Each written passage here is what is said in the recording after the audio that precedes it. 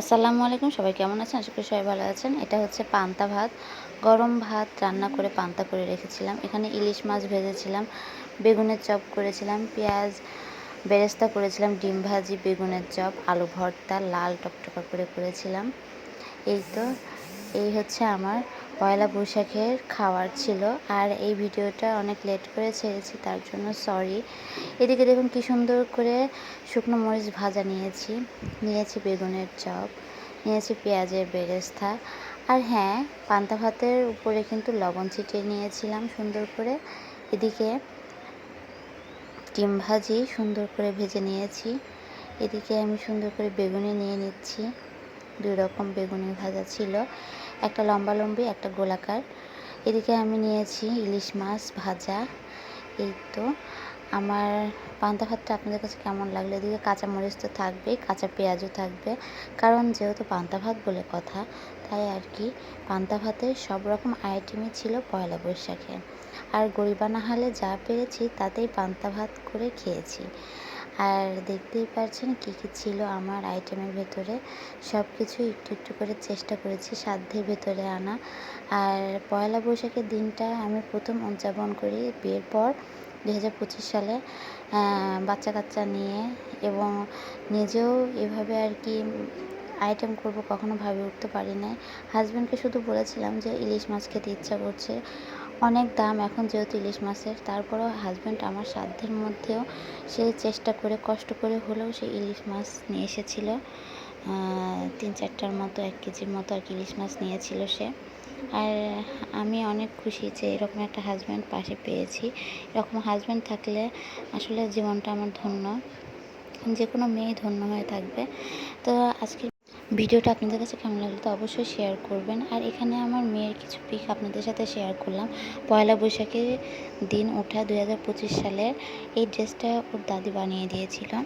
আর দেখুন কি সুন্দর লাগছে ড্রেসটা, আসলে খুব সুন্দর ড্রেসটা। এই ড্রেসটা পয়লা বৈশাখ উপলক্ষেই বানানো হয়েছে। আর আসলে মেয়েদেরকে ড্রেস আপ পরায় নিজের কাছেই ভালো লাগছিল, মনে হচ্ছে সেই ছোটোকালে ফিরে গিয়েছি। আর অনেক স্মৃতি মনে পড়ছিল। আসলে এখন বড় হয়ে আর আগের মতো এরকম কিছুই মনে হয় না। তবে মেয়েদের দিয়ে আমি আমার স্বপ্ন পূরণ বা শখ পূরণ করেছি আলহামদুলিল্লাহ। আর সাথে ছিল আমার হাজব্যান্ড। আমি নিজে জামা না পরলে কী হয়েছে, আমার মেয়েরা যে জামা পরেছে এতেই আমি অনেক খুশি। আর আমার হাজব্যান্ড যেহেতু সাধ্যের ভিতরে ইলিশ মাছ নিয়ে এসেছে, এছাড়া আর কি লাগে আমার। তো সব কিছুই ইনশাল্লাহ করতে পেরেছিল আমার হাজব্যান্ড। আমিও আলহামদুলিল্লাহ সব কিছুই রান্নাবান্না করে ফেলেছি। তো এই ছিল আমাদের পয়লা বৈশাখ 2025 সালের। আর সবাই আমার মেয়ে দুটার জন্য দোয়া করবেন। আমার 2 রাজকন্যা, খুবই শান্তশিষ্ট দুটো বাচ্চা, আর খুবই দুষ্ট একটা বাচ্চা বলা চলে। বাচ্চারা তো দুষ্ট হবে, এটাই স্বাভাবিক। তো দেখতেই পাচ্ছেন আমার 2 রাজকন্যা কী সুন্দর করে পোজ দিয়েছে প্রত্যেকটা ছবিতে। আলহামদুলিল্লাহ, মাশাল্লাহ মাশাল্লাহ। আমার মেয়ে দুটোর জন্য সবাই দোয়া করবেন। সারা জীবন যেন 2 বোন এভাবেই থাকে, আমি সবসময় এই দোয়াই করি। ওরা যেন একে অপরের বিপদ আপদে সুখে দুঃখে সবসময় যেন পাশে থাকে। এভাবে যেন দুজন যে প্রোটেক্ট করতে পারে, এটাই আমি সবসময় চাই। এই ভালোবাসাটা যেন দুজনের মধ্যে সবসময় থাকে।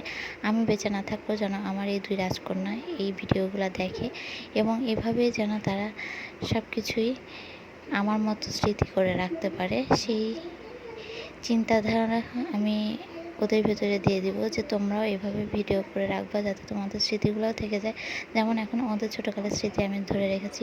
ওরা যখন বিয়ে করবে, ওদের বাচ্চা কাচ্চা যখন হবে, তখন এই স্মৃতিগুলোও ওদের ভেতরেই থাকবে এরকমভাবে।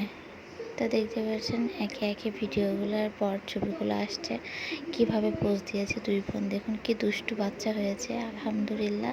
দেখুন কিভাবে চুলটা বেঁধে দিয়েছি। আর এই তো আমাদের 2025 সালের পয়লা বৈশাখ ছিল। আলহামদুলিল্লাহ, একদিক দিয়ে ভালো লেগেছে যে সব কিছুই করতে পেরেছি আমি।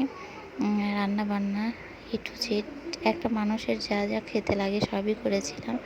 এদিকে আমার 2টো বাচ্চাও আর কি আমাদের সাথে পান্তা ভাত খেয়েছিল। তা আসলে পয়লা বৈশাখটা কি এখনও আমার মেয়েরা বুঝে উঠতে পারে নাই। আর হয়তো সামনের বছরে একটু হলেও বুঝবে যে পয়লা বৈশাখটা কী। তবে নতুন ড্রেস পরালে খুবই আনন্দিত তারা, মানে নতুন ড্রেস পরতে খুব তাদের ভালো লাগে।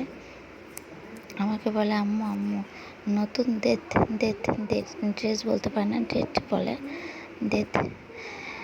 তারপর এই তো ভিডিওগুলো এই পর্যন্ত। আল্লাহ হাফেজ।